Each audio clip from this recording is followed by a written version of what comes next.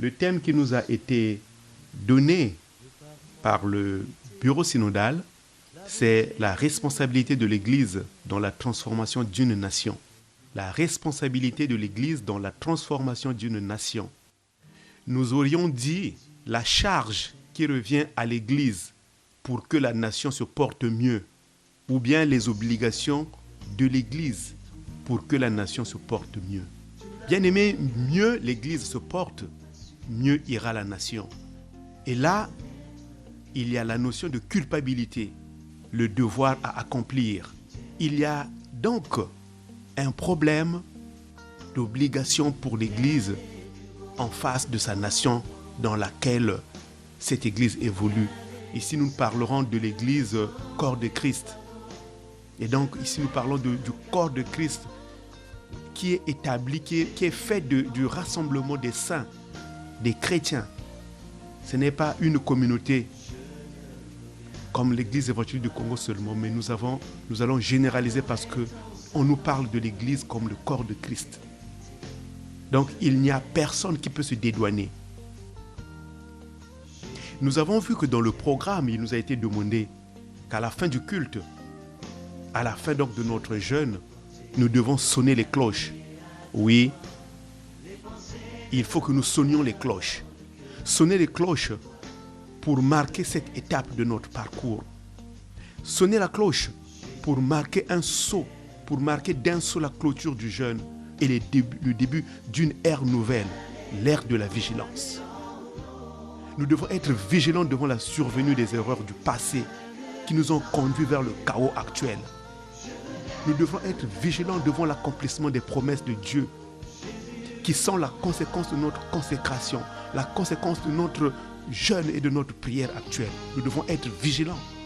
Et cette cloche que nous allons sonner, c'est pour que nous soyons vigilants devant notre faire, devant notre agir, devant notre langage, devant notre écoute, devant notre parcours, devant notre entourage. Bref, que nous n'ouvrions plus la porte à l'ennemi. Nous sonnerons les cloches, oui, mais n'allons pas chercher les cloches ailleurs. La cloche qu'il faut sonner, c'est la cloche de ton cœur, de mon cœur. C'est mon cœur, la cloche. On sonnera les vraies cloches matérielles, physiques, mais la vraie cloche qu'il faut sonner, c'est la cloche de ton cœur, la cloche de mon cœur. C'est une cloche, oui. Le cœur est une cloche. Quand on sonne une cloche, on ne peut pas l'écouter à la place des autres. Quand on sonne la cloche, chacun l'écoute pour soi. À plus forte raison, si chacun sonne sa propre cloche, il est seul responsable de son engagement. Cela voudrait dire qu'en sonnant ma cloche, je m'engage à être vigilant, je m'engage à demeurer à la brèche, je m'engage à être à l'écoute, je m'engage à servir Dieu, je m'engage à servir ma famille, je m'engage à servir l'Église, je m'engage à servir la nation, je m'engage à servir mon prochain. Je m'engage à ne plus être l'occasion de chute de mon Église, pour ma nation, pour ma famille, pour mon prochain. Je m'engage. La cloche que chacun de nous sonnera, c'est pour rompre le jeûne, c'est pour terminer, pour sceller cette fin de semaine, mais c'est aussi pour dire Seigneur, je suis prêt à t'écouter, à te respecter, à t'obéir. Tout le jeûne consenti ne servirait à rien si chacun ne sonne pas la cloche qui fera taire son arrogance. La cloche qui éveillera en lui l'humilité. Si chacun de nous ne prend garde, le jeûne que nous avons fait sera vain si nous ne faisons pas taire par les cloches les divisions et réveiller en nous et au milieu de nous l'unité. Nous aurions jeûné et prié pendant longtemps pour rien si nous ne prenons pas garde à la cloche que nous sonnerons, qui va nous interpeller pour nous dire, pour marquer la fin du règne du diable et proclamer la domination de Dieu sur la nation congolaise et sur l'Église de Dieu. Est-ce que nous sommes disposés à sonner cette cloche? Notre cœur est-il prêt à distinguer qui est notre ennemi à la place de le confondre avec le prochain? Peuple de Dieu, lève-toi et sois prêt à saisir l'étendard de la majesté de Jésus-Christ. C'est Dieu qui est le chef de l'Église. L'église n'appartient pas au pasteur. Ça appartient ni au pasteur, ni au prêtre, encore moins au diacre, même pas aux laïcs. L'église n'appartient pas aux chrétiens. L'église n'appartient pas aux hommes. L'église appartient à Dieu.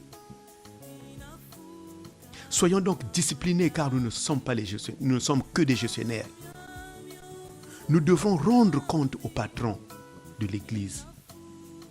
Tout autant la nation congolaise est sous le contrôle de Dieu.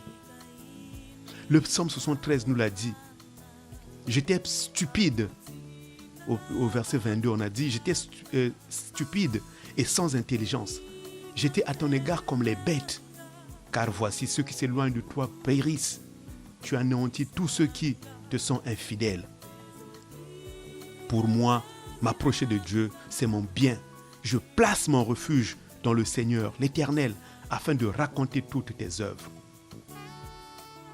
Bien-aimé, la stupidité ou le manque d'intelligence, le manque de jugement, la sottise, la bêtise, le manque de discernement, le manque de révélation, le manque de frein, le manque de vision, l'aveuglement spirituel.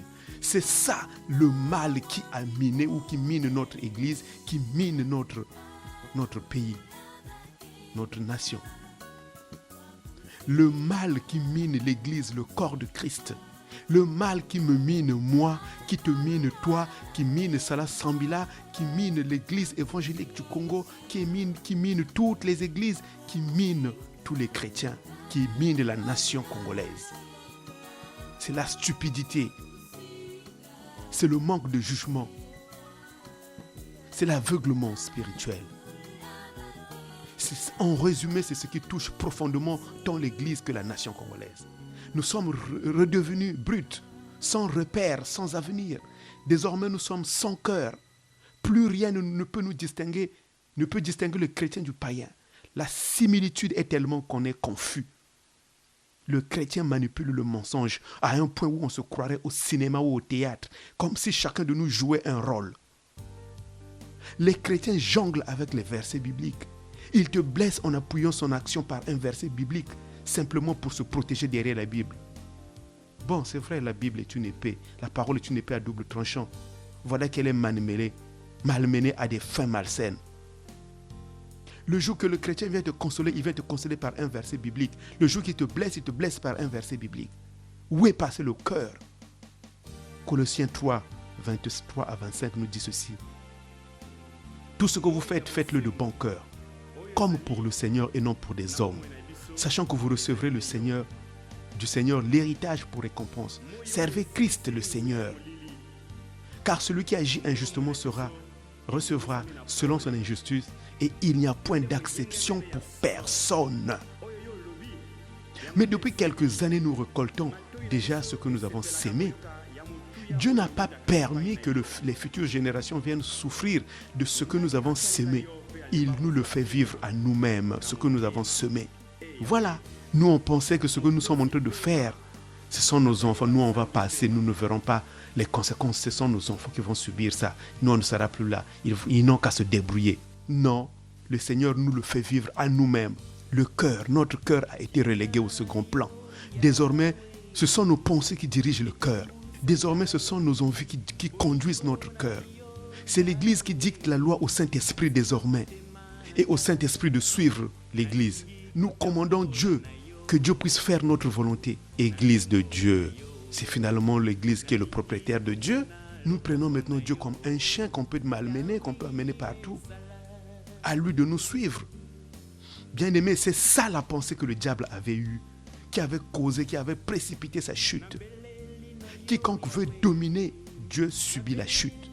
Quiconque veut se lever au-dessus de Dieu, il subit la chute. Satan avait été précipité comme un vulgaire éclair parce qu'il voulait prendre la place de Dieu, son créateur. Aucune créature ne peut se prévaloir prendre la place de son créateur. Cette imposture est impossible. Elle n'est jamais acceptée par aucun créateur. Il te frappera. Et voilà que nous sommes frappés. Rappelez-vous de la tour de Babel. Ne nous a-t-elle pas enseigné? Nous n'avons rien appris de la tour de Babel? Aujourd'hui, c'est l'Église qui est frappée. Aujourd'hui, c'est la nation qui est frappée. Malheureusement, personne n'y prend garde. C'est là le centre de notre thème, la responsabilité de l'Église. L'Église ressemble maintenant à un repère, une cachette de voleurs, une cachette des violeurs, une cachette des criminels, des sorciers, des féticheurs, des francs-maçons, des autres rosicruciens et tout ce que nous savons. C'est devenu une caverne des truands, l'Église. Quand on prêche sur ces sujets, si quelqu'un vient prêcher sur ces sujets, on t'appelle à côté, on te dit clairement, fiston, attention à tes messages. Ne profite pas de monter en chair pour dire du tout et de n'importe quoi. On te le dit. Aujourd'hui, l'Église s'étonne de ses déboires. Mais nous avons la mémoire courte, Église de Dieu. Bien-aimé peuple de Dieu. Est-ce que vous vous rappelez depuis quand dans une église, un prophète s'est levé pour dire l'Éternel dit, oracle de l'Éternel, voici ce que dit l'Éternel. Vous vous rappelez depuis quand? Mais il y a très longtemps, ça a été supprimé. Mais nous avons supprimé le don prophétique. Nous nous rappelons que c'est ce don-là qui nous aidait à ne pas faire des bêtises. L'Éternel nous prévenait toujours de la survenue des catastrophes. Les gens ont trouvé des raisons fallacieuses comme quoi il ne faut pas prophétiser car la prophétie détruit les familles, la prophétie doit être éprouvée car il y a trop de dégâts dans l'église. Ils ont réussi à détruire le don prophétique. Ils ont rendu au silence ceux qui avaient les yeux pour voir, les oreilles pour entendre les oracles de Dieu. Aujourd'hui, il n'y a plus de vision. Il n'y a plus d'avertissement devant les catastrophes. En finalité, le peuple périt. Le peuple est dans le péché, dans l'obscurité. Qui doit alors éclairer la nation? Où est la lampe? Où est notre lampe? Où est notre lumière? Et si la prophétie était notre lumière, que sommes-nous devenus maintenant? Nous n'avons plus de saveur, nous n'avons plus de sel. La Bible dit, quand le sel perd sa saveur, il ne reste plus qu'à être foulé aux pieds, à être jeté dans la poubelle. Il y a même des païens qui sont surpris de savoir que tel frère, telle sœur est chrétien. Parce que nous n'avons pas de saveur devant eux. Si nous travaillons devant les voleurs depuis 1 an, et ces gens volent toujours, c'est que nous volons avec eux. Notre efficacité est perdue, notre lumière est éteinte. Si nous prions avec des frères, des personnes, des sœurs qui sont insolents, qui sont méchants depuis des années et le sont toujours, si ces personnes sont à l'aise avec nous, c'est que nous leur ressemblons. Si le Congo est devenu tel qu'il est, si l'Église est devenue telle qu'elle est, à 90% c'est notre responsabilité, nous les chrétiens. Parce que le Congo compte plus de 90% de chrétiens. Et que Dieu de l'Église, l'Église ce ne sont que des chrétiens. Mais l'Église est maintenant pire que les païens. C'est qu'il y en a qui ne font pas leur boulot de vigile. Il y a des gens qui ne font pas, qui ne sont pas à la brèche. Le coupable de la chute du niveau de vie du Congo, c'est l'Église, c'est moi, c'est toi, c'est nous. Il est temps de se réveiller, passons de l'autre bord, acceptons notre échec depuis la cellule familiale.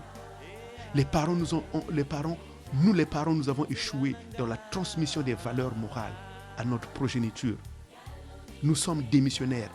Nous avons baissé les bras dans la prière de famille. Nous avons baissé les bras dans les méditations de famille, dans le suivi des âmes. Nous n'impactons pas comme il se doit. Nous sommes peu crédibles. Nous reculons devant nos enfants. Comme quoi, il y a la liberté. Comme quoi,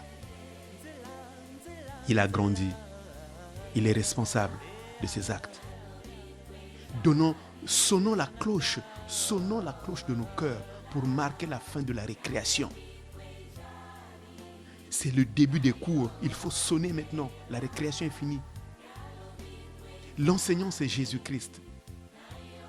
Et l'Église doit rester assise au pied du Maître. L'Église ne doit plus parler, elle doit écouter. Parce qu'elle a tellement parlé sans écouter. Elle a tellement parlé qu'elle n'a pas écouté les orientations de Dieu. la clé de la relève de la nation. Le secret de la croissance spirituelle d'une nation, c'est l'obéissance. Quiconque observe les voies de Dieu ne craint ni les terreurs de la nuit, ni les flèches qui volent de plein jour, ni les réjouissements des lions, car Dieu veille sur lui. Notre obéissance va déstabiliser le diable et ses démons, car si un cœur est ouvert à Dieu, il est d'office fermé au diable. Il n'y a aucune manœuvre de déstabilisation possible, car Dieu garde le contrôle. Le verrou de notre cœur doit être à la disposition de Dieu. Si nous gérons nous-mêmes notre vie, nous ne pourrons jamais vaincre le diable, car il est un fin travailleur. Il est malin. Seul Dieu peut le vaincre. Alors confions-nous à Dieu. Confions notre cœur en Dieu. Celui qui est fidèle à Dieu ne peut jamais connaître indéfiniment les défaites. Dieu lui vient toujours en aide. Bien-aimé, Esdras, quand il écrivait les chroniques, les livres de chroniques, il disait en chronique 7, 2 chroniques 7, du verset 13 au 15e, j'aime ces passages parce qu'ils sont clairs. Il disait dans 2 chroniques 7, quand vous prenez le 13, 2 chroniques 7, 13, il est écrit: quand je fermerai le ciel et qu'il n'y aura point de pluie, quand j'ordonnerai aux sauterelles de consumer le pays, quand j'enverrai la peste parmi mon peuple, si mon peuple sur qui est invoqué mon nom s'humilie, prie et cherche ma face, et s'il se détourne de ses mauvaises voies, je l'exaucerai des cieux, je lui pardonnerai son péché et je guérirai son pays. Mes yeux seront ouverts désormais et mes oreilles seront attentives à la prière faite en ce lieu. Bien-aimé, c'est l'Église. C'est à l'Église que l'Éternel parlait. La guérison d'une nation dépend de l'Église. L'Église a une grande responsabilité dans une nation. L'Église doit porter la nation et toutes ses entités devant le trône de Dieu. L'Église doit sanctifier la nation. L'Église doit chercher perpétuellement la face de Dieu pour le compte de sa nation. L'Église doit consulter Dieu pour la nation. L'Église doit se détourner de ses mauvaises voies pour le bien de la nation. Elle doit aider la nation à se détourner de toutes les mauvaises voies, parce que c'est l'Église qui sait discerner le bien et le mal. C'est elle qui est la lumière qui montre le chemin. Même quand les calamités vont nous atteindre, si l'Église se prosterne, cherche les voies du Seigneur, l'Éternel guérit le pays. Même si la sécheresse, même s'il y a des pluies torrentielles, même s'il y a des inondations, même s'il y a la sécheresse économique, même s'il y a des conflits, même s'il y a des élections truquées, même s'il y a des guerres, si le peuple sur qui le nom est invoqué, le peuple sur lequel le nom est invoqué, c'est lequel? C'est l'Église. Si l'Église prie, si l'Église cherche la face de Dieu, si l'Église se détourne de ses mauvaises voies, Dieu exauce. Rappelez-vous, s'il y a un seul saint dans notre pays, l'Éternel se souviendra de ce pays. Alors nous sommes combien de saints? Voilà, aujourd'hui le monde a volé la lampe de l'Église. J'aurais dit mieux, l'Église a donné sa lampe au diable. L'Église a donné sa lampe au monde. Le monde l'a éteinte pour humilier l'Église, pour que nous puissions ressembler maintenant aux païens. Voilà que maintenant nous ressemblons au monde. Or, David nous avait enseigné dans le psaume 37, 25 à 27, je prends seulement le 25. Il disait: j'ai été jeune, j'ai vieilli et je n'ai point vu le juste abandonné, ni sa postérité mendiant son pain. Or, aujourd'hui, le Congo ne vit que par les dons. L'Église ne vit que par les dons. On demande l'argent à gauche, on demande l'argent à droite. Nous mendions. Il est écrit: j'ai été jeune, j'ai vieilli, je n'ai point vu le juste être abandonné. Ça veut dire que nous ne sommes pas, ni sa postérité mendiant son pain. Et nous mendions, ça veut dire que nous avons été abandonnés. Ça veut dire que nous ne sommes pas justes. Nous ne vivons que des dons. C'est ça la mendicité. Dans les civilisations occidentales, quand quelqu'un vient te partager quelque chose, le premier réflexe est de dire non merci. Parce qu'on se sent autonome. Parce qu'on se sent capable de survivre, de vivre par soi-même. On ne compte pas sur les autres. Mais nous sommes devenus des mendiants. Je suivais le journal de notre nation, c'est pas avant-hier. Tout le journal était fait des dons. Tel pays a fait tel don, tel organisme a fait des dons à tel endroit a fait des dons à tel. Ça veut dire que les gens sont dans la pauvreté. Ça veut dire que nous avons été abandonnés. Nous sommes devenus des gens qui ne vivent que des dons. Bien-aimés, soyons justes. Parce que le juste n'est jamais abandonné. Soyons sincères. Soyons des modèles comme Jésus. Soyons des lampes sur des chandeliers. Soyons le sel et la lumière du monde. Soyons efficaces et fidèles. Vivons la parole de Dieu. Notre comportement doit être un langage. Notre vie doit être une épître écrite de la main de Jésus-Christ. Si l'Église baisse les bras, la nation coule avec elle-même. Si l'Église rentre dans le jeu du diable, le diable prendra le contrôle de l'Église et de la nation. L'enjeu est double, bien-aimés. L'enjeu est double. Allons-nous laisser la main au diable pour conduire l'Église? Allons-nous laisser la main au diable pour conduire la nation? C'est à nous de réfléchir. Mais je sais que dans ton cœur, ta réponse c'est non. Alors soyons justes. Être juste, c'est être obéissant. C'est être à l'écoute de Dieu. C'est être la lumière du monde. C'est impacter là où nous sommes. C'est dire non quand on te dit de faire du mal. Bien-aimés, apprenons à dire non pour plaire à Dieu. Mais ne disons pas oui pour plaire aux hommes. Sinon nous allons vendre notre lumière au diable. Que l'Éternel bénisse sa parole. Amen.